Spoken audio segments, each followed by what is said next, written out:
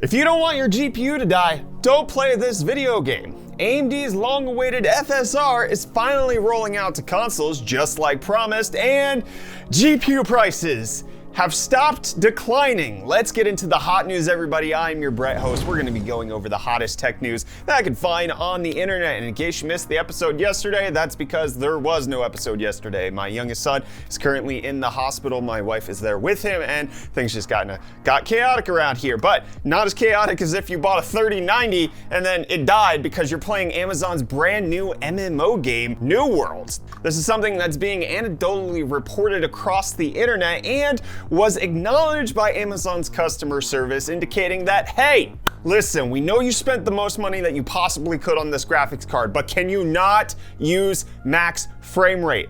That's allegedly what's going on right now, with plenty of people reporting that the New World game isn't just shutting down the game, isn't just crashing the graphics drivers, not just making it so that you can't play it, it is legitimately frying the GPU so that they are no longer useful afterwards and they actually have to get an RMA on their graphics card. Now, the reports on what's coming out are again anecdotal right now, and there's not a whole lot of indication on what exactly is happening. There's some speculation that it might be tied to the memory chips on the 3090 and how they run as hot as balls, and that cutting the frame rate might help to reduce that temperature by a little bit. But considering this is one of the very first games where we're seeing this on the 3090, it could also be something that Amazon has done in their programming. So in case you have a 3090 and you're playing Amazon's New World, make sure you set your FPS, like cap it. Don't let it run free, okay? Don't do that Witcher 3 thing where it goes into the thousands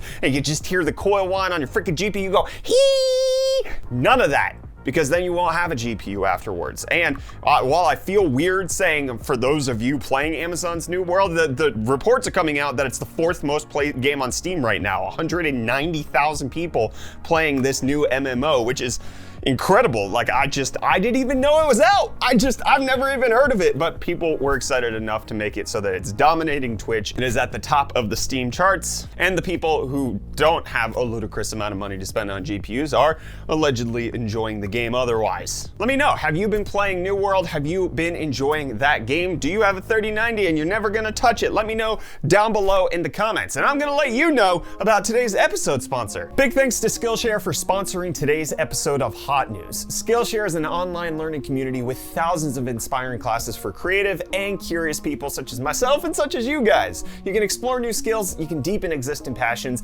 and get lost in your own creativity. Whether it be optimizing for productivity, creative writing, entrepreneurship, or graphic design, Skillshare likely has a class that can help you grow in whatever personal creative endeavor or career development you want to embark upon.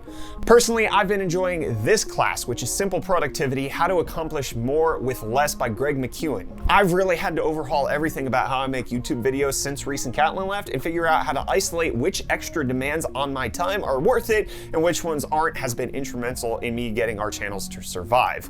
And Skillshare is curated specifically for learning, meaning there's no ads and they're always launching new premium classes so you can stay focused and follow wherever your creativity takes you. No matter what the rest of 2021 brings, you can spend it creating something meaningful with Skillshare's online classes, because time is what we make of it. Skillshare offers memberships with meaning, with so much to explore, real projects to create, and the support of fellow creatives such as myself, and Skillshare empowers you to accomplish real growth. So the first 1,000 of my subscribers to click the link in the description will get a 1-month free trial of Skillshare Premium so you can start exploring your creativity today. Again, go to the link in the video description, start tapping into your creativity, find a class that meets you where you are to bring you to the next level. And big thanks again to Skillshare for sponsoring today's episode of Hot News. You know what I'd really like to learn? If you could share that skill with me. Why Sony's PS5 Digital Edition in Japan is almost a pound lighter. Yes, my friends, the new PS5 Digital Edition that just went through certification has a couple of tweaks. Number one, it is 300 grams lighter than the previous edition, and it's getting a brand new screw for the thumb screw that keeps it as part of the vertical stand. It will now have ribbing around the edges for extra pleasure of keeping that PS5 vertical. Why is it lighter? What components are they using different? Are they changing up the fan? Are they changing up the heatsink? Are they changing? They're just removing some stuff from the inside? I don't know. What are they doing? How is this so much light? It's not like it's a heavy console to begin with. Sony, tell me your secrets. healthy diet and fitness games. And the secret of AMD's FSR is now coming to consoles, with Arcadegeddon being the first game that's receiving AMD's FSR on the PlayStation 5 at some point soon. It hasn't been integrated into the PlayStation SDK at this point, but games are starting to get that promise of what AMD has said, where FSR will not just be on the desktop with their graphics cards or even Nvidia's graphics cards, but it's also going to come to consoles as well. And in case you want it on Linux, well, there's an FSR hack that you can apply, which can get it to run on all Vulkan games through some sort of Proton protocol that makes it so that you can do FSR. I'll leave links in the video description if you're a Linux person who wants to actually use this on whatever graphics card you're playing video games on with Linux, which soon should be the Steam Deck. I'm excited for that. And soon will be the mooning of cryptocurrency, or so I'm told on the internet. Let's get into the Cryptostonks update, my friends. Bitcoin up 8.72%. It's a good thing I didn't do an episode yesterday, because Bitcoin was down heavily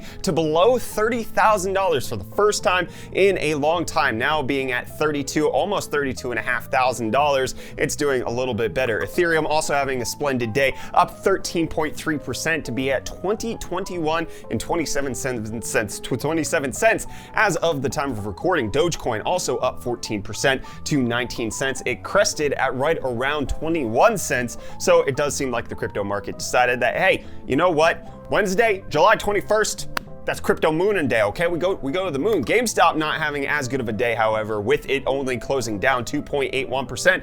This is in contrast to the day previous, where it actually did have a pretty decent game. AMC, however, also closing down 5.3%, but then also had a monstrous day on Tuesday. The day I take off for hot news is the day where everything's just riding the swells and making sure that they're going to the point break. It's just, of course, that's when it happens. And now is when it happens for Discord to get threads, in case you want to have conversations within conversations about some specific subplot to the fan fiction that's going on in your Discord server, which, by the way, in case you want to join our Discord server, that's linked in the video description. We discuss tech news. We also, discuss a whole bunch of other stuff, and it's me yelling at people to chat somewhere else because, listen, I don't want tech in general, all right? That's just how I do things. Say hello to threads now being implemented, where if you want to talk to somebody about some sort of like weekend getaway thing, barbecue, hangout at the park, you can do that at 8 p.m. Look, you can have separate side conversations with a whole bunch of people. It's pretty dope, Discord getting that new feature. YouTube adding a new feature where you can super thank the creator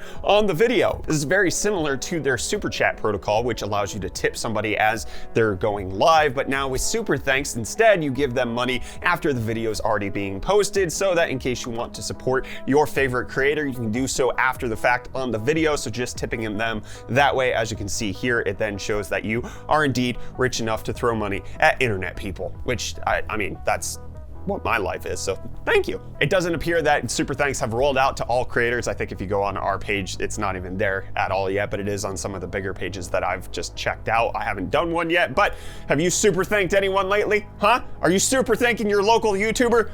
Better be. And Intel better be bringing the heat to AMD, and it looks like they're doing that with the 12900K qualification sample, getting more benchmarks in the same benchmark category that we already knew. So this is not a huge update, but the 12900K beats the 5950X in more Cinebench R20 benchmarks that are coming out. We already saw this, but it's actually, it's a pretty decent spanking in single thread, and then it's an even decenter spanking in multi-threaded, even though it doesn't have as many high performance cores. So Alder Lake does look to be something special. This is said to be the non-overclocked version on liquid cooling. On water cooling, probably just some sort of AIO. According to the comments, as you guys put it, it's probably on like a 3600 millimeter radiator or with a sub-zero chiller somewhere in there for them to get this, but it does look like the 12900K might be a pretty decent win for Intel. And Tesla is maybe trying to win over some more of their customers, because they are now dropping the price for that full self-driving upgrade, which we talked about in a previous episode of Hot News, where if you opted for the monthly subscription on their full self-driving, which is just essentially nice cruise control, if you didn't have the proper Model 3.0 hardware into your system, well, then you had to pay $1,500 to get upgraded to that hardware so that you could actually pay them a monthly reoccurring subscription for what is essentially, again, a glorified unified cruise control setup. This is despite Tesla saying that every Tesla that's been sold since 2016 was full self-driving capable. That was clearly not the case when they said it, and now as customers are saying, hey, why are you charging us for something you said we would have? They said, okay, we'll charge you less, okay? Instead of $1,500, it's now $1,000. Oh, so benevolent, Tesla. Thank you for your just sheer generosity. It makes my heart swell. It also makes my heart swell to find out that there might be more video games in the world that's coming thanks to Netflix, with them actually stating that yes, they are indeed getting into the gaming sphere, but specifically focusing on mobile initially. All of those reports and like kind of rumors that were indicating that they might be partnering with Sony,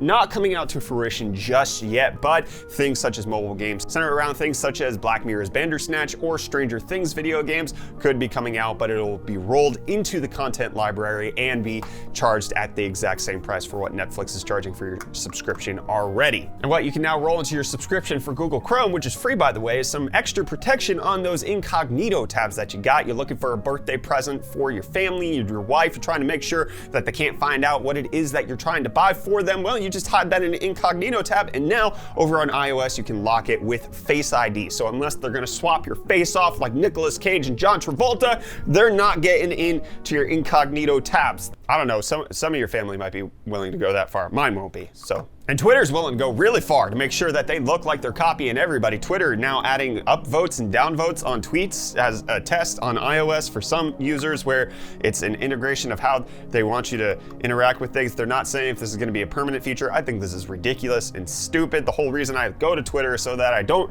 get all of that like up, doot, down, doot stuff. I just like the simplicity of like hitting favorite like that.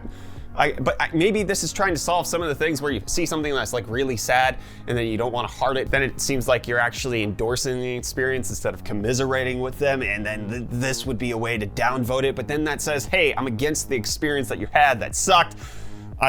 Twitter, this is a bad idea. Just keep things the way that they are. DuckDuckGo, not happy to keep things the way that they are, with them adding a new tracker stripping service through email privacy, which will remove trackers that might be popping up in your emails and them just going down, no. And people said no when they found out Microsoft's DirectStorage was supposed to be coming out to Windows 11 exclusively. At least that was the report when Windows 11 got unveiled from Microsoft. But now new reports of DirectStorage are indicating that it will be compatible with Windows 10 as well. So whatever people were saying previously, it's changing. Okay, Windows 10 1909 or newer, you can actually have DirectStorage being implemented on that. It looks like Nvidia might be implementing Hopper GPUs. There's new rumors that are coming out saying that Nvidia is taping out Hopper at some point in the near future, which means that they're getting ready for those GPUs. Hopper not likely to be a gaming graphics card architecture, but rather for their AI and compute stuff. So don't necessarily get all of your jimmies all vibrating and excited. Just keep them chill. Keep your jimmies chill, okay? Chill jimmies. We don't know on anything else besides that around here, because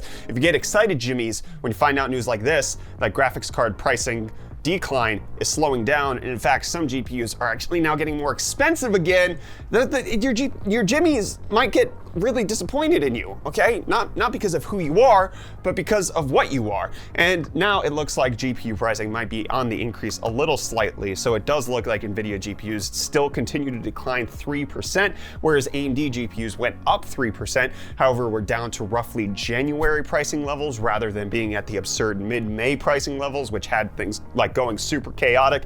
And for those of you who continue to say you don't see the price change, I just don't think you're looking, all right? Like RTX 3060s were going for between $800 and $900. Just yesterday, there was a combo where you could get a 5600X plus an RTX 3060 plus a mouse from Ant Online, and that was going for $850. So you're getting a CPU plus GPU plus mouse for the same price as the GPU used to cost just a couple months ago. It's nowhere near MSRP, still not completely appropriate, but prices are coming down. At least that's how I see it. Let me know your experience down below in the comments. You should go check out Tuesday's episode of Hot News, where Nvidia has started the war for the future of computing, especially on ARM. And I'll see you in tomorrow's episode, my friends. Cheers.